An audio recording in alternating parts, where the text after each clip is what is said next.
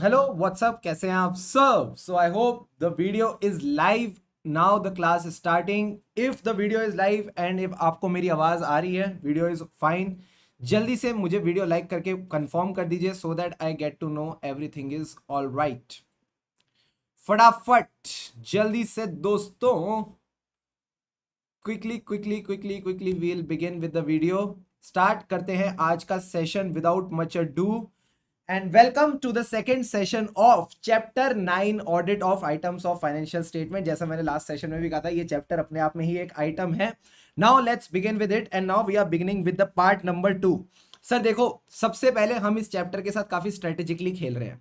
पिछली बार जो हमने टॉपिक किया था वो डिस्क्लोजर वाला था, एंड आपको जान के खुशी होगी जो पिछले सेशन में हमने डिस्कशन की थी डिस्क्लोजर की, 8 नंबर के मई 22 में डिस्क्लोजर पूछे गए थे। उसके बाद जो आपका मई 23 एग्जाम है, इसके लिए जो MTP 1 आया था उसमें भी ICAI ने डिस्क्लोजर पे काफी फोकस किया। तो वो डिस्क्लोजर तो आपको एकदम अच्छे से करने ही करने हैं, ठीक है। इसके अलावा अभी जो आज के सेशन में हम डिस्कशन कर रहे हैं वो RTP की है। सर ये RTP का क्या रोल है? जनरली ICAI का ये ट्रेंड है कि जो पिछली 1 2 3 RTPs होती हैं उससे भी ICAI कोई ना कोई एक क्वेश्चन आपका इस आइटम वाले चैप्टर में ले आता है। तो हम क्या करेंगे ना, पिछली 3-4 RTPs कवर करेंगे, that is May 23, May November 22 and November 21। इस वीडियो में हम एकदम शानदार तरीके से, नेक्स्ट लेवल तरीके से फ्रंट फुट पे खेल के कंप्लीट करेंगे। बहुत लॉजिकल है, बहुत मजेदार है एंड अच्छा है ना। 15-20 मिनट में, आधे घंटे में अगर 4 नंबर पक्के हो जाते हैं तो इससे अच्छा क्या हो सकता है। So first of all let's begin with the latest RTP, that is RTP May 23। Please जल्दी से इधर देखिए और एक एक करके अपन स्टार्ट करेंगे। प्रोसेस क्या रहेगा, पहले हम क्वेश्चन को देखेंगे, उसकी रिक्वायरमेंट क्या है, उसके बाद हम देखेंगे कि आंसर में क्या है, उसको समझेंगे, फिर उसको याद करेंगे और आगे बढ़ेंगे। यही कारवां आपने मेरे साथ बना के रखना है, पूरा जोश हाई रखना है और आपको मजा आ जाएगा। फटाफट देखो क्वेश्चन नंबर 1 क्या कहता है। While verifying the PP, sir PP यानी property plant and equipment, AS10 की बात कर रहा है। Auditor also needs to consider whether property plant and equipment has been valued properly. मुझे एक बात बताओ, वैल्यूएशन में सबसे मेन रोल किसका होगा? सर वैल्यूएशन में मेन रोल रहेगा कि हमने जो कॉस्ट ली उसमें से हमने डेप्रीसिएशन सही माइनस करी हो। यस और नो? क्या आप सब भी इस बात से एग्री करते हैं? जब मैं वैल्यूएशन की बात कर रहा हूं तो पक्की बात है सबसे पहले मैं कॉस्ट लूंगा, तो कॉस्ट तो सही होती है, कॉस्ट में तो दिक्कत होती ही नहीं। दिक्कत कहां हो सकती है, झोल कहां हो सकता है? सर झोल होता है डेप्रीसिएशन में, झोल होता है डेप्रीसिएशन में। तो जैसी क्वेश्चन में दिखे पीपी की वैल्यूएशन की बात हो रही है, आपका ध्यान चला जाना चाहिए सीधा सीधा डेप्रीसिएशन पे। तो कह रहे वैल्यूएशन होनी चाहिए as per generally accepted accounting principle, यानी आपके अकाउंटिंग स्टैंडर्ड्स की बात हो रही है। तो पहले तो आप वही भूमिका बनाओगे। सर भूमिका का क्या मतलब है? पहले आप लिखेंगे सर क्या, जब भी हम पीपी वेरीफाई करेंगे तो हम कई सारी चीजें देखेंगे, उसमें आप क्या देखोगे, 3 चीजें आपने बोलनी है। सर क्या? सबसे पहले आप बोलो entity has charge the depreciation on all items of PP. Her item पे डेप्रीसिएशन लगेगी, बट आपको यह बात पता है हर आइटम पे डेप्रीसिएशन नहीं लगती, इसकी एक एक्सेप्शन है। सर एक्सेप्शन क्या होती है, जल्दी से बताओ। इसकी एक एक्सेप्शन है, unless it is a free hold land. अगर फ्री होल्ड लैंड है तो इसकी तो वैल्यू बढ़ती जाती है, बढ़ती जाती है, बढ़ती जाती है, उसमें कहां डेप्रीसिएशन आती है मेरे दोस्त? तो आप बोलोगे डेप्रीसिएशन सब आइटम्स पे एक्सेप्ट फ्री होल्ड लैंड। क्या पहला पॉइंट क्लियर है? हाँ सर पहला पॉइंट क्लियर है, चलो आगे बढ़ो। फिर आती है बात डेप्रीसिएशन चार्ज करने के लिए मेथड आना चाहिए। सर मेथड का क्या मतलब है? SLM method, WDV method, unit of production method. मेरे से ज्यादा तो अच्छे से आपको आता है। तो कह रहा है अगला पॉइंट आप ध्यान रखो, जो इन्होंने डेप्रीसिएशन मेथड यूज किया, it should reflect the pattern in which the assets future economic benefits are expected to be consumed। यानी कहीं ना कहीं मैचिंग प्रिंसिपल लगा रहा है। इधर से एसेट से बेनिफिट आएंगे, इधर से हम कॉस्ट अमोर्टाइज करेंगे। इधर देखो, इधर से बेनिफिट आएंगे, इधर से कॉस्ट अमोर्टाइज करेंगे। तो मेथड ऐसा हो जो आपके फ्यूचर इकोनॉमिक बेनिफिट्स के पैटर्न को मैच करके चले। It could either be straight line method, या आपको CPT फाउंडेशन से आता है, स्ट्रेट लाइन मेथड हो सकता है, डिमिनिशिंग मेथड हो सकता है, यूनिट ऑफ प्रोडक्शन मेथड हो सकता है। जो मेथड बोलो, आपको तो ये पहले से आते हैं, राइट। एंड थर्ड पॉइंट जो आपने ध्यान रखना है सर, वो है डेप्रीसिएशन एडवांस में। इधर देखो, इधर देखो, इधर देखो, पता नहीं कहां इधर उधर देखने लगे। हाँ इधर देखो, तुमसे बात कर रहा हूं। डेप्रीसिएशन एडवांस में, सर एडवांस डेप्रीसिएशन मतलब इसको आप प्यार से अकाउंटिंग स्टैंडर्ड 28 में इंपेयरमेंट के नाम से जानते हैं। सर इंपेयरमेंट का क्या मतलब है? आप मान के चल रहे थे आपके एसेट की कॉस्ट 100 रुपए है। इधर देखो, इधर देखो, आप मान रहे थे आपके एसेट की कॉस्ट 100 रुपए है।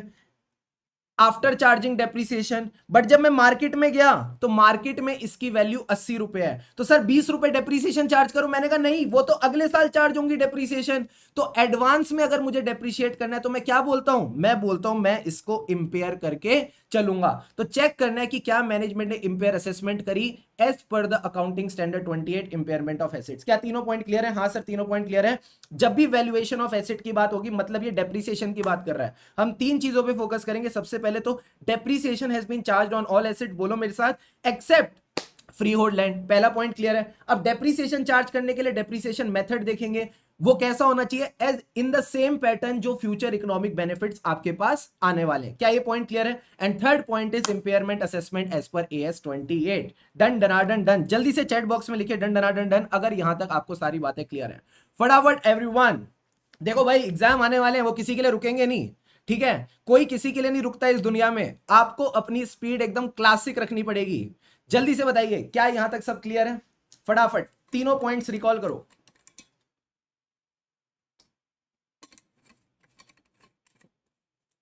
ऑलराइट, चलो सर, बहुत बढ़िया। अब आता है क्वेश्चन नंबर 2। ये तो देखा देखा लग रहा है। Disclosure requirement of cash and cash equivalents to be made by the company as per schedule 3 already done. जब हमने पिछली बार क्लास की थी मॉक टेस्ट पेपर वाली, उसमें हमने ये क्वेश्चन ऑलरेडी कर लिया था। याद है मैंने बताया था कैश की पहले क्लासिफिकेशन होगी, कुछ कैश बैंक में पड़ी है, कुछ बैंक में जाने वाली है जिसको हम बोलते थे चेक्स इन हैंड, याद आ रहा है थोड़ा थोड़ा। फिर कुछ कैश हमारे पास पड़ी है जिसको हम कैश इन हैंड बोलते हैं।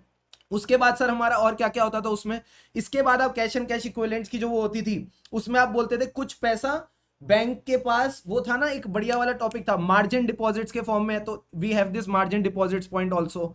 एंड एक और मजेदार चीज थी, मुझे याद आ रही थोड़ी थोड़ी, बताओ सर क्या थी वो? जो पैसा बैंक में पड़ा है और मैंने उसको दिया था किसी चीज के लिए जो कि अनपेड डिविडेंड अकाउंट वाला कुछ पॉइंट था, याद आ रहा है? सेकंड पॉइंट बड़ा उलूल जुलूल पॉइंट था, अनपेड डिविडेंड अकाउंट वाला, उसको भी अपन कुछ बोल के चलते थे। तो यही तीन चार बातें आपने कैश एंड कैश इक्विवेलेंट्स में कहीं ना कहीं डिस्क्लोज करके चलनी होती हैं। So this we covered in the last session, please इसको अच्छे से हाँ, earmarked balance, very very good. जब याद ना आए ना कान पकड़ लेना, जब याद ना आए कान पकड़ लेना, year marked balance, very very good. Ronit आज पढ़ के आया है, शाबाश रोनित। अब आओ सर बी पॉइंट पे, यही तो फायदा होता है समझ के पढ़ने का, तो याद आती है चीजें, ईयर मार्क्ड, तो ईयर मार्क करके इसको याद करके चलेंगे, शाबाश। अब आओ सर बी पॉइंट पे। सीए सौरभ, क्या प्यारा नाम है, क्यूट सा नाम है। CA Saurabh is the statutory auditor of UVW limited, पता नहीं क्या से नाम निकालते हैं। while verifying the purchases made by UVW Limited as an auditor you have to perform analytical procedure। देखो ध्यान रखना, जब भी ऐसा सवाल आए एनालिटिकल प्रोसीजर का, यू हैव टू बाइफरकेट कि ये ऐसे 520 का सवाल है या फिर ये चैप्टर 9 का सवाल है। अब सर ये कैसे पता चलेगा, आगे और पढ़ना पड़ेगा। To obtain the audit evidence regarding overall reasonableness of the purchase quantity and price of purchase. मुझे एक बात बताओ, क्या चैप्टर 9 में मैंने आपको ऐसा कोई टॉपिक पढ़ा है जिसमें मैं परचेज क्वांटिटी या प्राइस ऑफ परचेज की बात करूं? नहीं सर, वो तो बेचारा सीधा साधा चैप्टर था। तो ये जब इस तरह की चीजें आए, purchase quantity, price of purchases, तो ultimately this is a question of chapter 9। क्योंकि ये चैप्टर 9 का क्वेश्चन है तो हमको थोड़ा सा संभल के चलना पड़ेगा। तो कह रहे क्या क्या एनालिसिस, क्वेश्चन नहीं बता दिया आपको आंसर, कह रहे क्या क्या एनालिसिस एज अ सीए आप परफॉर्म करोगे ये देखने के लिए कि परचेज क्वांटिटी और प्राइस ऑफ परचेज रीजनेबल है या नहीं। मुझे बताओ एज एन ऑडिटर आपको कहा गया है, मुझे बताओ आपको कहा गया है कि आपने जो परचेज क्वांटिटी ली या जो आपकी परचेज प्राइजेस थे वो रीजनेबल चेक करने हैं, तो मेरे को कैसे पता चलेगा कोई रीजनेबल है कि नहीं?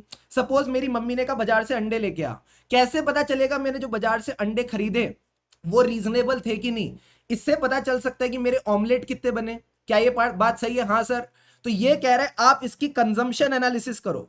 सर कंजम्पशन एनालिसिस मतलब कितने अंडे कंज्यूम होने चाहिए थे एंड कितने अंडे कंज्यूम हुए as compared with the previous year, तो कंजम्पशन एनालिसिस से पता चल जाएगा। सर और बताओ और कैसे पता चल जाएगा? दूसरा आप कर सकते हो stock composition analysis.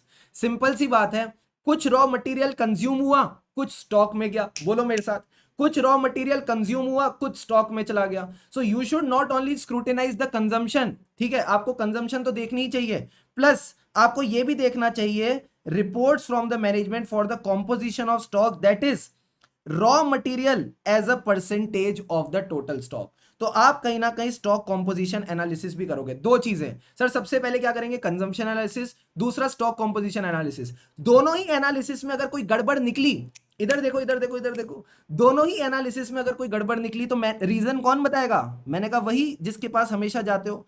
Ask for the reasons from the management, ask for the reasons from the management in case of significant variation. क्या ये दोनों एनालिसिस क्लियर है? परचेजेस करी, रॉ मटेरियल कंज्यूम हुआ, स्टॉक में गया, तो stock consumption analysis, stock composition analysis और consumption analysis. And last point is about the ratios. मुझे बताओ दो रेशियोज जो आप यहां पे निकालोगे, अगर आपने परचेजेस की, ठीक है, तो इससे दो बैलेंस क्या बनते हैं, एक तो जो आप माल खरीद के लाए वो इन्वेंट्री में गया, आहा हा, और दूसरा जिससे माल खरीदा वो आपका क्या बन गया, क्रेडिटर बन गया। तो मैंने कहा दो ही बैलेंस आएंगे, यही दो आंसर में लिखे हैं। You should compare creditor turnover ratio and stock turnover ratios of the current year with the previous year and also review the quantitative reconciliation of the closing stock with the opening stock. Sir ये quantitative reconciliation का क्या मतलब है, आप अपना opening stock में add करोगे purchases, minus करोगे कंजम्पशन, तो आपका क्लोजिंग स्टॉक निकल के आ जाना चाहिए, तो इसको अपन रिकंसिलिएशन बोलते हैं। तो तीन बातें तो बड़ी सिंपल है, रॉ मटेरियल कंज्यूम, उससे बना क्लोजिंग स्टॉक, तो consumption analysis, stock composition analysis, बोलो बोलो बोलो बोलो, consumption analysis, stock composition analysis. And तीसरा आप रेशियो निकालो सर, रेशियो कौन से, क्रेडिटर और stock turnover ratio, creditor turnover ratio, stock turnover ratio, and अपन रिकंसिलिएशन बना देंगे between the opening stock and closing stock using the purchases and consumption. जल्दी से बताओ क्या ये तीनों पॉइंट क्लियर है, यस और no? Are these 3 points clear? बोलो बोलो बोलो बोलो। आरटीपी मे 23 डन, ठीक है, 12 मिनट में आरटीपी मे 23 हो भी गई, जल्दी से फटाफट। चलो सर हम आपके साथ हैं, आगे बढ़ो। अब आ जाओ आरटीपी नवंबर 22। इसमें एक बेहतरीन बात बताओ सर, ये क्वेश्चन मैं आपको होमवर्क दे रहा हूं। सर ऐसा क्यों है, आप अपने को इतनी जल्दी होमवर्क क्यों दे रहे हो? आपकी मोटिवेशन दिखा रहा हूं आपको। ये क्वेश्चन पहले आया आरटीपी नवंबर 22, उसके बाद देखो कहां आ गया, सीधा नवंबर 22 के एग्जाम में। तो आज जो हम मेहनत कर रहे हैं, यानी जो हमने ये आरटीपी के क्वेश्चन करे मे 23 के, इनमें से भी क्वेश्चन रिपीट होने के चांसेस बन जाते हैं। तो आज आरटीपी के कर रहे हैं, कल एमटीपी के करेंगे। तो हम अपना ना लक बटोर रहे हैं कि कुछ ना कुछ तो एग्जाम में रिपीट हो ही जाए। तो ये क्वेश्चन आप होमवर्क में कर लेना, क्योंकि ऑलरेडी लास्ट अटेम्प्ट में आ गया और लास्ट अटेम्प्ट के आरटीपी में था। अब आते हैं sir question number 2, assertion assertion खेलते हैं, आ जाओ। So before we play assertion assertion, पहले मुझे बताओ अजर्शन का मतलब क्या होता है? बोलो रे बोलो प्यारे बच्चों, सर अजर्शन का क्या मतलब होता है?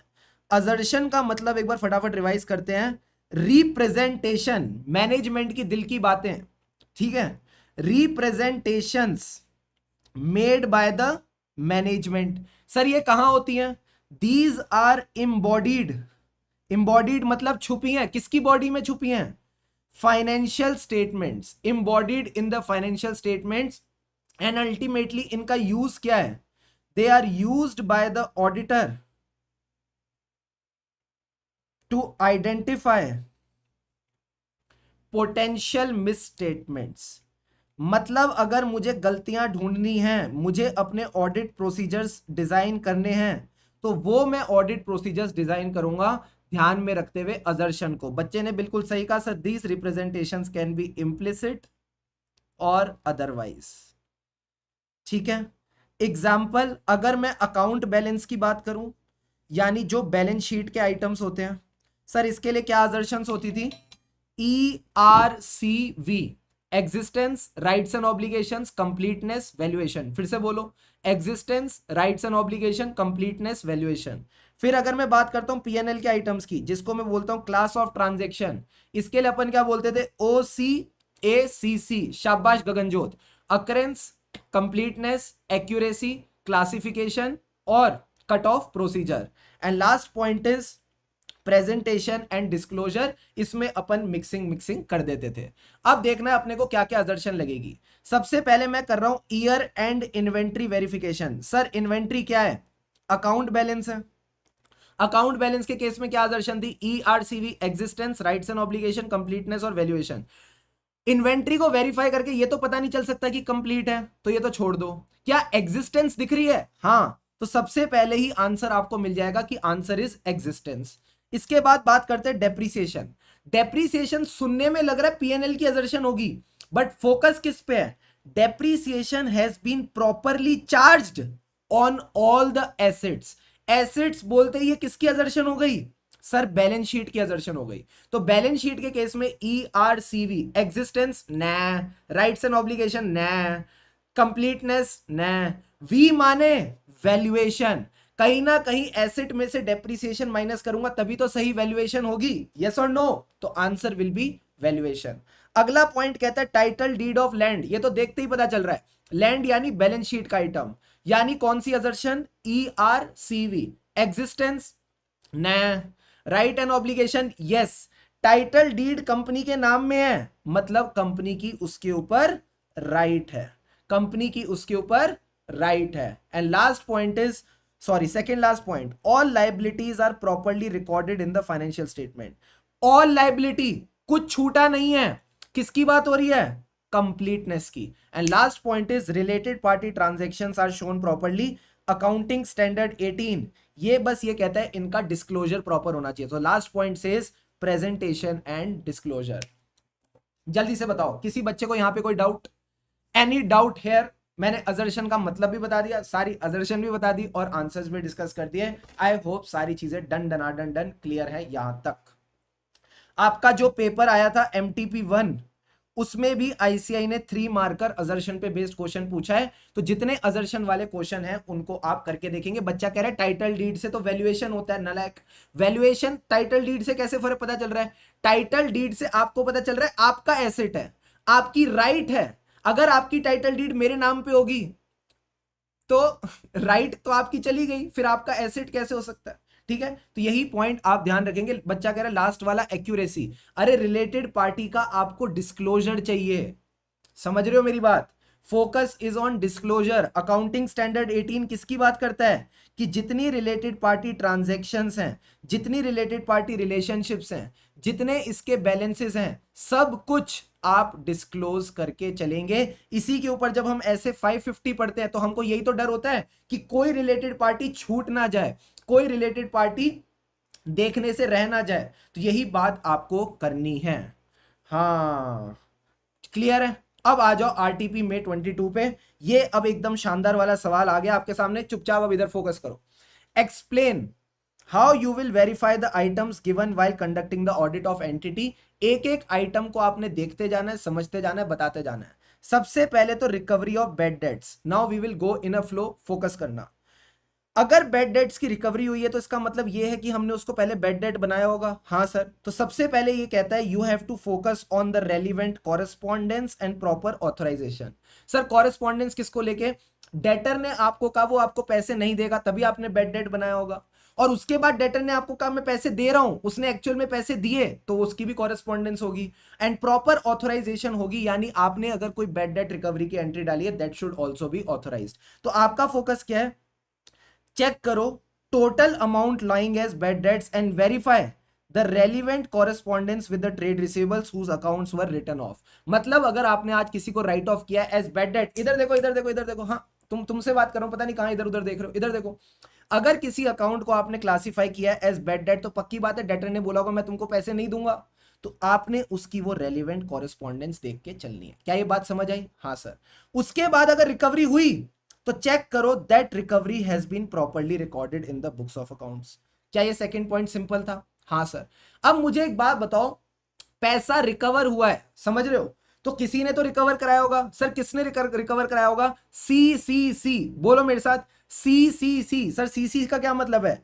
या तो ये कोई कोर्ट है जिसने ऑर्डर दिया कि चुपचाप इस पार्टी के पैसे दो, या फिर ये कोई कलेक्टिंग एजेंसी है, एंड तीसरा आपका क्रेडिट मैनेजर। जल्दी से बताओ क्या ये तीनों पॉइंट क्लियर है? इधर देखो इधर देखो। सबसे पहले सर क्या है? कोर्ट, फिर कलेक्टिंग एजेंसी, एंड तीसरा आ गया आपका क्रेडिट मैनेजर। तो आप ये 3 CCC देखेंगे प्रॉपर रिकॉर्डिंग के बाद। बोलो पैसा कौन कलेक्ट करके ले आया? मैंने कलेक्ट स्टार्ट्स फ्रॉम C।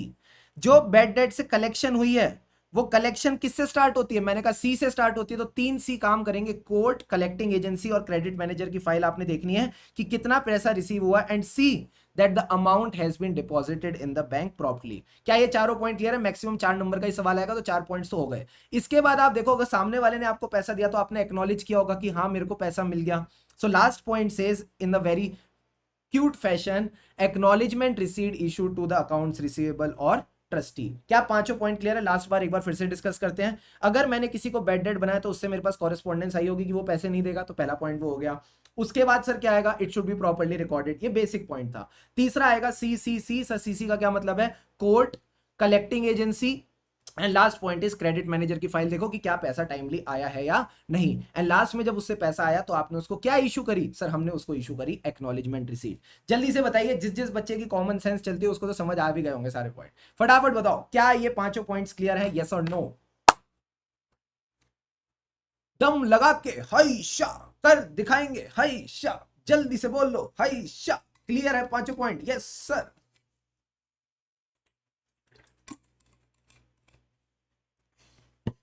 बोलो रे बोलो प्यारे बच्चों, डन डना डन डन। चलो सर, अब आता है sir next point, receipt of insurance claims. अगर मैं बात करूं रिसीट ऑफ इंश्योरेंस क्लेम्स की, तो इंश्योरेंस क्लेम के केस में भी आपने एकदम फ्लो में चलना है। देखो क्या कह रहा है, जो भी इंश्योरेंस क्लेम मिला इसका मतलब किसी ना किसी एसेट की बैंड बजी है, या तो फिक्स्ड एसेट की बजी है या करंट एसेट की बजी है। तो आप क्या करोगे? You have to vouch the receipts of insurance claim. तो इंश्योरेंस क्लेम से पैसा आया, इंश्योरेंस क्लेम से पैसा आया तो पक्का आपने कोई क्लेम लॉन्च किया होगा। So you have to examine a copy of the insurance claim launched. ठीक है सर। उसके बाद अगर आपकी कोई कॉरेस्पॉन्डेंस है विद द इंश्योरेंस कंपनी वो, या फिर इंश्योरेंस एजेंट के साथ कोई कॉरेस्पॉन्डेंस है वो। एंड तीसरा, आप काउंटर फॉइल ऑफ रिसीट्स देखेंगे issued to the insurance company.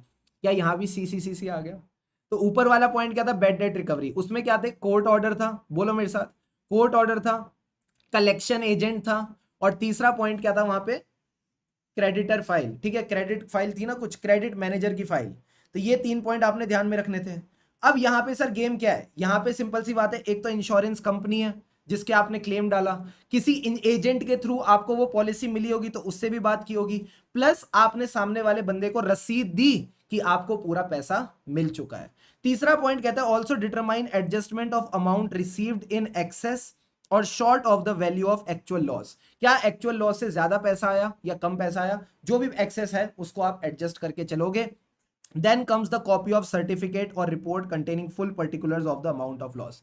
जब भी कोई इंश्योरेंस लॉस होता है, मुझे पक्का पता है कि आपने जब इंश्योरेंस अकाउंटिंग पढ़ी होगी तो आपको पता होगा, एक सर्वेयर आता है, लॉस असेसर आता है। तो जो सर्वेयर और लॉस असेसर की सर्टिफिकेट है, जो उसका रिपोर्ट है, उसको भी आप इसमें चेक करके चलेंगे as an auditor. And last point जो हमारा बेसिक पॉइंट है, अकाउंटिंग ट्रीटमेंट। तो ये तो बेसिक चीज आप चेक करेंगे। तो 5 चीजें क्या हो गई? जब भी हमारा क्लेम हमने भेजा तो हमने पक्का कोई कॉरेस्पॉन्डेंस करी होगी with the insurance company, with the agent, plus जब उन्होंने हमको पैसा दिया तो हमने उनको रिसीट दी होगी। क्या ये पहला पॉइंट क्लियर है? हाँ सर। दूसरा पॉइंट क्या कहता है? दूसरा पॉइंट कहता है कि अगर उन्होंने हमको ज्यादा पैसा दिया या कम पैसा दिया तो उसकी एडजस्टमेंट देख के चलो। तीसरा, कौन असेस करेगा कितना लॉस हुआ है? कोई सर्वेयर होगा, कोई एक्सपर्ट होगा, तो उसकी रिपोर्ट लेंगे। एंड चौथा आपका अकाउंटिंग ट्रीटमेंट की बात करता है। यही 4 बातें आपने यहां पे ध्यान रख के चलनी है। फिर से 4 बातें। इंश्योरेंस क्लेम आपको मिल रहा है तो पहले आप देखो copy of the claim launched. क्या क्या कॉरेस्पॉन्डेंस हुई with the company, with the agent. क्या पहला पॉइंट क्लियर है? हाँ सर। दूसरा पॉइंट क्या कहता है?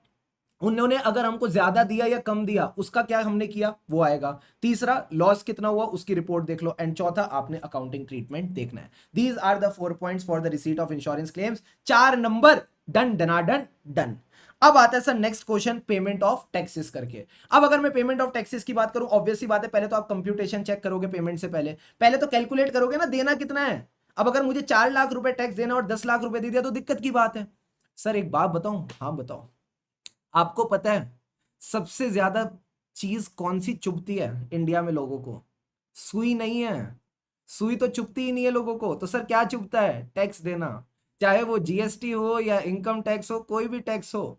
पिक्चर देखने जाते हैं, झूमे जो पठान मेरी जान, वहां भी टैक्स लगता है। कोई भी कुछ भी करो, हर चीज पे टैक्स लगता है। मीम भी आती है ना, बच्चा आइसक्रीम खा रहा है तो आधी आइसक्रीम आप खा लो ताकि उसको रियलाइज हो जाए टैक्स दे दिया उसने। तो आपने ये बात याद रखनी है, टैक्स देने से पहले चेक तो करो टैक्स बना कितना है। तो obtain the computation of taxes prepared by the auditee. Sir auditee मतलब आपका client. And verify whether it is as per the income tax act, GST act, rules, notifications and circular. क्या पहला पॉइंट क्लियर है? हाँ sir. पहले computation देखेंगे, फिर आप देखो कंप्यूटेशन के लिए रेलिवेंट रिकॉर्ड्स एंड डॉक्यूमेंट्स कि जो इनके कंप्यूटेशन बनी उसके बाद इन्होंने कितना टैक्स दिया। सर कैसे? मतलब आपको पता है कॉन्सेप्ट होता है एडवांस टैक्स का, सेल्फ असेसमेंट टैक्स का, जिसपे आप इंटरेस्ट लगाते हो इनकम टैक्स के पेपर में 234 A B C। जल्दी से बताओ, जल्दी से बताओ, क्या आपको ये पता है 234 ABC का? हाँ सर पता है हमको। तो टैक्स तो एडवांस में देना पड़ता है। तो सेकंड पॉइंट है, जब भी कंप्यूट करोगे टैक्स तो पहले एडवांस में देके चलना, यानी आपने एडवांस टैक्स की बात करनी है। एडवांस टैक्स के बाद आती है sir regular assessment. Regular assessment should be verified with reference to the order, notice and challan of making the amount paid. क्या ये बात समझ आई? हाँ सर ये बात समझ आई। इसमें हमारा रेगुलर असेसमेंट वाला सेक्शन कौन सा है? बोलो बोलो। जितना मुझे याद है सेक्शन नंबर 143। सेक्शन 143 में आपकी रेगुलर असेसमेंट ऑफ टैक्स आती है। एंड अगर आपने टैक्स टाइम पे नहीं किया तो आपके ऊपर पीनल इंटरेस्ट लगेगा। सर ये तो बड़े ही अच्छे पॉइंट है, बड़े ही क्यूट क्यूट पॉइंट है, एकदम फ्लो में चल रहे हैं। पहले कंप्यूट किया, फिर एडवांस में दिया, फिर रेगुलर असेसमेंट में दिया, और अगर नहीं दिया तो पीनल इंटरेस्ट लगेगा। एंड लास्ट पॉइंट कहते हैं देते कैसे हो? Electronic payment of taxes. तो इलेक्ट्रॉनिक पेमेंट आजकल ट्रेंड में है, लोग इंटरनेट बैंकिंग से देते हैं, क्रेडिट और डेबिट कार्ड से देते हैं। तो लास्ट पॉइंट आप यहां पे कवर करके चलेंगे। तो 5 पॉइंट जल्दी से बताएंगे सारे बच्चे लाजवाब तरीके से। सबसे पहले कंप्यूटेशन, फिर एडवांस टैक्स, फिर रेगुलर टैक्स, नहीं दिया तो penal tax, and last point क्या है? Electronic payment. वापस बताओ जल्दी से सारे बच्चे, अब मेरे साथ बोलेंगे पहला टैक्स कौन सा होता है? जल्दी से बताओ सारे टैक्स के पॉइंट। कंप्यूटेशन ऑफ टैक्स से चीटिंग करते हो आप? नहीं मैं चीटिंग नहीं कर रहा हूँ, इधर देखो इधर देखो। कंप्यूटेशन ऑफ टैक्स, उसके बाद सर सेकंड पॉइंट क्या था? जल्दी से बोलो जल्दी से बोलो जल्दी बोलो। Advance tax, regular assessment tax, fourth point penal interest, and 5 point है। ये सारा दोगे कैसे? मैंने कहा इलेक्ट्रॉनिक पेमेंट से, यानी internet banking, debit card, credit card. फिर से internet banking, debit card, credit card, यही पॉइंट्स आपने ध्यान में रख के चलने हैं। Got it, got it, got it, got it sir. Last point को इग्नोर करो जैसे वो तुमको करती है, ठीक है? इसको बस रीड कर लेना, that's all that you need to do, और कुछ करने की जरूरत नहीं है। अब नेक्स्ट क्वेश्चन आता है sir, sale proceeds of scrap material. Sale proceeds of scrap material. Scrap material का क्या मतलब है सर? जो भी चीजें कबाड़ा होती है, ठीक है? कबाड़ आता है ना, बीच नीचे आता होगा आपके यहाँ भी, कबाड़ी ले लिया। आता हो ना सुबह सुबह, कबाड़ी ले लिया। तो वो जो कबाड़ी ले लिया आता है उसको आप ये दे देते होगे स्क्रैप मटेरियल। तो कह रहा है जब भी आप कबाड़ में कोई चीज निकालो तो काम की चीज तो नहीं निकल जानी चाहिए कबाड़ में। कई बार होता है ना, मेरे घर में तो हो चुका है ऐसा। एक बार मेरी मम्मी ने मेरी कोर्स की किताबें न्यूज़पेपर के साथ दे दी, ले गया कबाड़ी वाला। तो भाई बड़ी दिक्कत की बात है। तो सबसे पहले जब स्क्रैप मटेरियल की बात आए, हम किसकी बात करेंगे? Internal control. उदय कंट्रोल करके चलो, आपका मेन माल स्क्रैप में नहीं निकल जाना चाहिए, ठीक है? सो रिव्यू द इंटरनल कंट्रोल। हाँ सर आपकी तो सेम है। हाँ मैं यही तो करता हूं पार्ट टाइम। इधर देखो, review the internal control on scrap material as regard its generation, storage. पहले तो स्क्रैप जनरेट होगा, फिर आप उसको स्टोर करोगे, तो स्टोर कर करके जगह कम पड़ेगी तो फिर इसको डिस्पोज करोगे, and see whether it is properly followed at every stage. तो सही, सबसे पहले इधर देखो नालायक, सबसे पहले आपने इसके इंटरनल कंट्रोल देखना है, ठीक है? अब पूछो इंटरनल कंट्रोल का क्या मतलब है? इंटरनल कंट्रोल का मतलब है you need to maintain reasonable records. फिर से पहला पॉइंट क्या था? Internal control. दूसरा पॉइंट कहता है कि आपने इसके रीजनेबल रिकॉर्ड्स मेंटेन करके चलने for sale and disposal of scrap material. अब बताओ, अब मैंने अपने दोस्त को बताया रीजनेबल रिकॉर्ड, तो मेरे दोस्त मेरे से पूछते रिकॉर्ड का क्या मतलब है? मैंने कहा मेरे दोस्त स्क्रैप कब निकलता है? जब मैं रॉ मटेरियल फैक्ट्री में मशीन में डालता हूं तो कुछ पार्ट तो फिनिश गुड्स में निकलता है, कुछ स्क्रैप में निकलता है। तो कहता है अच्छा, कहीं ना कहीं हमको प्रोडक्शन और कॉस्ट रिकॉर्ड्स देखने पड़ेंगे, कहीं ना कहीं हमको प्रोडक्शन और कॉस्ट रिकॉर्ड्स देखने पड़ेंगे ये निकालने के लिए कि स्क्रैप निकला कितना है। एंड फिर जब आपका स्क्रैप निकला तो आपने उसको सेल किया। सो कंपेयर करो इस साल की जो स्क्रैप की इनकम है with the corresponding figures of preceding 3 years। पिछले 3 साल की फिगर से आप इसको कंपेयर करके चलोगे। देखो जनरली पिछले साल से करते हैं, बट इनको पता नहीं निकम्मों के मन में क्या आया, इन्होंने कहा प्रीसीडिंग 3 इयर्स, तो आप यहां पे प्रीसीडिंग 3 इयर्स कहीं ना कहीं देख के चलोगे। अब जब आपकी इनकम आई, आपने सेल किया, तो चेक करो कितने रेट पे सेल किया। हा, मैं कह रहा हूं लिंकिंग लिंकिंग करते चलो, इधर देखो, लिंकिंग लिंकिंग करते चलो, कोई दिक्कत की बात ही नहीं है। Check the rates at which नहीं होता, एट विच होता है, at which different types of scrap materials have been sold and compare the same with the prevailing in the preceding year। पहले बोलते हैं पिछले 3 साल, फिर कहता है preceding year। सर ये क्या हेरा फेरी चल रही है, जो चल रही है चल रही है, चलने दो। And last point is see that the scrap materials have been sold, have been billed and check the calculation of the invoices। अब सर ये invoices वाली बात कैसे आई, मैंने कहा रेट कैसे पता चलेगा, रेट कैसे पता चलेगा, तो रेट तो आपको इनवॉइसेस से ही पता चलेगा ना। This is the linking that you need to remember.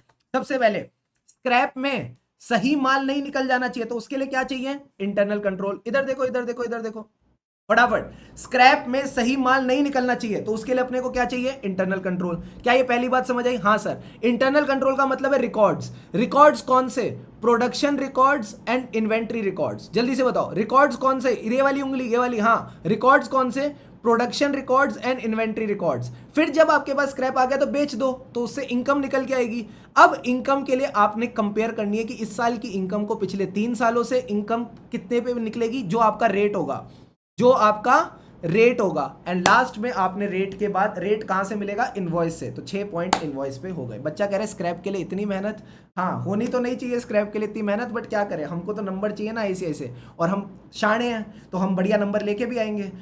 तो यही आपने करना है। और मैं आपको एक मजे की बात बताऊं, ध्यान से समझना, ये जो आज चैप्टर हम इतने अच्छे से कर रहे हैं ना, कई सारी जगहों पे बच्चों को बोला जाता है 5 पॉइंट कर लो, उन्हीं 5 पॉइंट को सब जगह लिख देना। क्या ऐसे कोई जनरलाइज 5 पॉइंट से एग्जामिनर नंबर देगा? दिल पे हाथ रख के बताओ सारे बच्चे, फटाफट बताओ मुझे, चैट बॉक्स में लिखो। या ये झूठी दिलासा है कि कोई भी 5 पॉइंट में तुमको जनरलाइज्ड बना के दे रहा हूं, चुपचाप लिखाना। एग्जामिनर बुद्धू है क्या? चार्टर्ड अकाउंटेंट बैठा है वहां पे, बताओ क्या जनरलाइज्ड आंसर से नंबर मिलेंगे? या आपको इन डेप्थ पता होना चाहिए कि हाँ ये इंटरलिंकिंग है, ये कीवर्ड्स होने चाहिए, यूनिक है सारे पॉइंट। ये तुम जैसे समझदारों को ही समझ आएगा, कई सारे इंटर के बच्चों को बेवकूफ बनाया जा रहा है, समझ रहे हो? उनको बोला जाता है 5 जनरलाइज पॉइंट कर लो, मजा आ जाएगा, उनको भी मजा आ जाता है, वाह पूरा चैप्टर डन डना डन डन। समझ गए आप? यही पॉइंट आपने ध्यान रखना है। अब इधर आओ, क्वेश्चन नंबर 2 पे चलते हैं। अंकुर कह रहा है मुझे पता है कौन बोलता है, अंकुर किसी का नाम नहीं लेना, ठीक है? तो यही बात आपने ध्यान रखनी है। अब इधर आओ क्वेश्चन नंबर 2 पे। क्वेश्चन नंबर 2 देखते ही मेरी आंखों में आंसू आ गए। सर ऐसा क्यों? तुम भी पढ़ोगे तुम्हारी भी आएंगे। देखो देखो क्या कहते हैं, अभी तुमको वो होगा nostalgia. While conducting the audit of Airspace Limited, auditor observes that it has issued shares at discount। ला ला ला ला ला ला ला ला, लॉ की याद आ रही है? Shares at discount to its creditors when its debt is converted into the shares in pursuance of a debt restructuring scheme in accordance with the guidelines of RBI। मुझे एक बात बताओ, क्या शेयर्स डिस्काउंट पे इशू हो सकते हैं? The answer is no. Section 53 कहता है आप शेयर्स डिस्काउंट पे इशू नहीं कर सकते अनलेस कि ये स्वेट इक्विटी शेयर्स हो अंडर सेक्शन 54, तो ये चल जाएंगे। दूसरा, अगर आपने शेयर्स इशू करें टू अ क्रेडिटर, कोई और शेयर इशू करोगे तो वो तो वॉइड है, बट अगर आपने शेयर इशू करें to a creditor at discount under a debt restructuring scheme or a statutory plan approved by RBI under the RBI Act, तो वो चल जाएगा। तो इस केस में आपने बस यही मेन बात याद रखनी है कि स्वेट इक्विटी शेयर्स या फिर under a debt restructuring scheme of RBI issue करें तो चल जाएगा, वरना दिक्कत की बात है। इसमें आपका एक ये पेनल्टी वाला प्रोविजन भी है, तो इसको भी एक बार फटाफट रीड कर लेते हैं, बिकॉज ऐसे ये भी डाल देता है। Where any company fails to comply with the provision, company और उसका एवरी ऑफिसर दोनों के ऊपर पेनल्टी लगेगी। सर कितने की? पहले तो जितना पैसा उन्होंने उठाया bye issue of the shares at discount, और 5 lakh rupees which ever is less.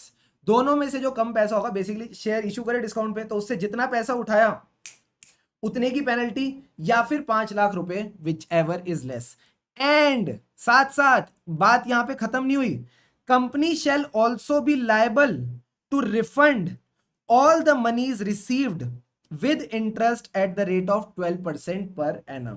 तो ये 12% per annum from the date of issue, उनको ये पैसा भी इंटरेस्ट के साथ देना पड़ेगा। तो क्या मैं बोलूं पेनल्टी सर कितनी है कंपनी के ऊपर, एवरी ऑफिसर के ऊपर? इधर देखो, इधर देखो, इधर देखो, लॉ की बातें हैं, ऑडिट नहीं है। मेरे को तो पढ़ानी भी नहीं चाहिए थी, मैं तो यहां से स्टार्ट करता तो मजा आ जाता, ठीक है, बट लॉ की बात है तो फटाफट रिवाइज कर लो चुपचाप, ये सोच के कि तुमको आता है। सबसे पहले सर क्या, इधर देखो, सबसे पहले तो आप इशू नहीं कर सकते एक्सेप्ट ये स्वेट इक्विटी शेयर है, कोई भी और शेयर होगा तो वॉइड होगा। थर्ड पॉइंट, एक और एक्सेप्शन बताते हैं कि अगर आपने एक debt restructuring scheme of RBI, sir ये डेट रिस्ट्रक्चरिंग क्या है? डेट रिस्ट्रक्चरिंग को तुम अभी के लिए इतना समझ लो, जो तुम इंटरनल रिकंस्ट्रक्शन पढ़ते हो ना, हाँ सर इंटरनल रिकंस्ट्रक्शन पढ़ते हैं, वैसा ही है कुछ, ठीक है, वैसा ही है कुछ कि बेसिकली कंपनी की बस की नहीं है पेमेंट करना, बट हाँ किसी तरह उसने वो डेट रिस्ट्रक्चरिंग वगैरह करी है under a scheme approved by RBI, तो फिर वो उस केस में शेयर्स इशू कर सकती है एट डिस्काउंट। अगर कंपनी ने कोई गड़बड़ करी उसके ऊपर और एवरी ऑफिसर, कंपनी के ऊपर और एवरी ऑफिसर पेनल्टी लगेगी सर कितनी, जल्दी से बताओ। ये जो बच्चा स्पैम कर रहा है ये कैसा नालायक बच्चा है, इसको भगाओ यार, क्या कर रहा है ये? सर नवंबर 23 के लिए जूम कल आंसर टेस्ट होंगे, देवराज होंगे ना यार? अभी मई 23 वालों का सेशन चल रहा है, तुम क्यों बीच में आ रहे हो? क्या कर रहे हो मेरे दोस्त? नाम तुम्हारा देवराज, बच्चे तुम, हरकतें तुम्हारी छोटी बच्चों वाली, क्या कर रहे हो यार? इधर देखो, इतनी इंपॉर्टेंट चीज पढ़ा रहे हैं यार, बीच में ऐसे ट्विंग ट्विंग करके आ जाते हो। हाँ कपन क्या कह रहे थे, जितना पैसा लिया है उसको इंटरेस्ट के साथ देना पड़ेगा eight the rate of 12% per annum starting from the date जिस दिन उन्होंने शेयर्स इशू करे, प्लस 5 लाख और amount raised whichever is less. तो एज एन ऑडिटर अब आप क्या देखोगे, सबसे पहले चेक करो कोई शेयर्स इशू हुए हैं एट डिस्काउंट, तो सर कैसे पता चलेगा?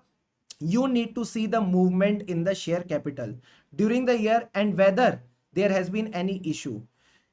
He should also verify that company has not issued any shares at discount. तो सबसे पहले तो चेक करेंगे कि कोई इशू हुआ है कि नहीं हुआ शेयर्स का, अगर हुआ है तो क्या ये शेयर्स एट डिस्काउंट है।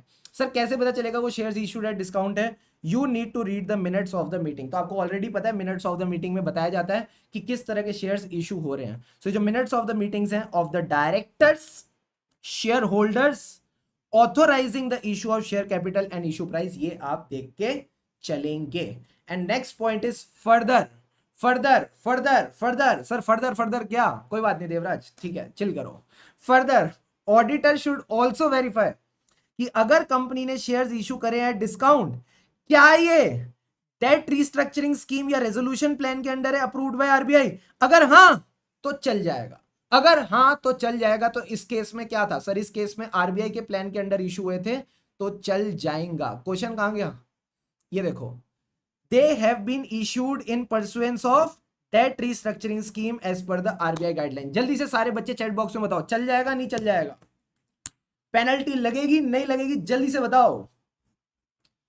गुलाबी आंखें जो तेरी देखी, शेयर इशू हो गया, फटाफट बोलो चलेगा या नहीं चलेगा?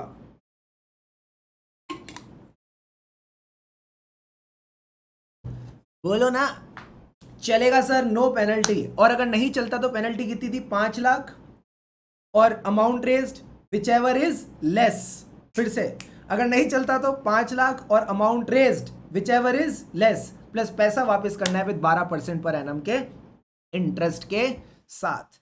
सो यहां पे आज का हमारा सेशन फिनिश होता है। Today we are done with 3 RTPs, RTP May 23, RTP May 22 and November 22।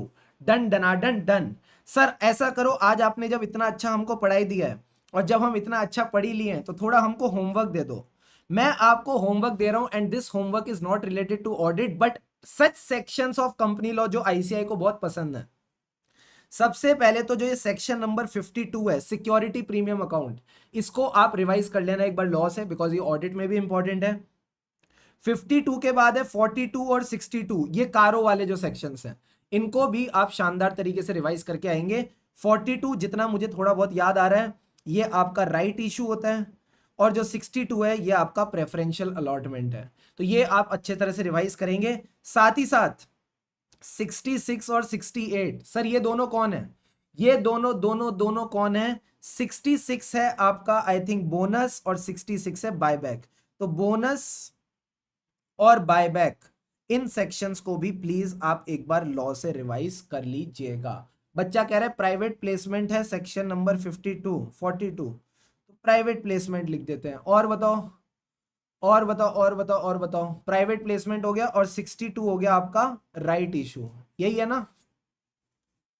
ठीक है, तो ये आपने सेक्शंस कहीं ना कहीं रिवाइज करने हैं। 53 54 वाले स्वेट इक्विटी शेयर्स का भी एक बार सेक्शन रिवाइज कर लेना, स्वेट इक्विटी को भी एक बार रिवाइज कर लेना तो मजा आ जाएगा। तो ये जो सेक्शंस है इसको आप रिवाइज कीजिए। और सर इनके क्वेश्चन कहाँ से प्रैक्टिस करें? भक्ति, आपके लॉ के क्वेश्चंस काफी है इनको प्रैक्टिस करने के लिए, ऑडिट में कुछ अलग से करने की जरूरत नहीं है। तो यही आप चीजें कर लेना, that's all that you need to do. बच्चा कह रहा है स्क्रिबलिंग को शेयर कर दो, तो स्क्रिबलिंग आपको मिल जाएगी, स्क्रिबलिंग अलॉन्ग विद नोट्स आपको मिल जाएंगे टेलीग्राम चैनल क्लियर सीए। क्या बात कर रहे हो सर? हाँ, clear CA with Shubham Keswani. So done done done done, that's all for today. यूं ही एंजॉय करते रहो पढ़ाई को। और मैं बस आपको एक छोटी सी बात बोलूंगा, जो भी बच्चे अभी तक रुके हुए हैं, अगर वीडियो को लाइक नहीं किया तो डू लाइक, बिकॉज इससे आपकी पॉजिटिविटी बढ़ती है, मुझे अच्छा लगता है कि हाँ आपको वीडियो पसंद आई। दूसरी चीज, काफी कम समय रह गया है, ठीक है, काफी कम समय रह गया है, आपके एग्जाम्स बस आने ही वाले हैं। जिस शिद्दत से अब तक पढ़ाई करिए उसी शिद्दत से करते रहिए। क्लास में सारी चीजें हमने कवर कर ली हैं, याद कर ली हैं। जस्ट आपका एक ही काम है, मैंने आपको ये भी बता दिया याद कैसे करना है, प्लीज इसको बस आप अच्छे से रिवाइज कर लेना। और दिल पे हाथ रख के जब भी टेंशन हो, जब भी दिक्कत हो, एक ही बात बोलना, ऑल इज वेल एंड सब ठीक हो जाएगा। So wish you the best, यूं ही लगे रहो। एंड नाइट में वही कहूंगा, खुशी से पढ़ेंगे तभी आगे बढ़ेंगे। रॉकेट।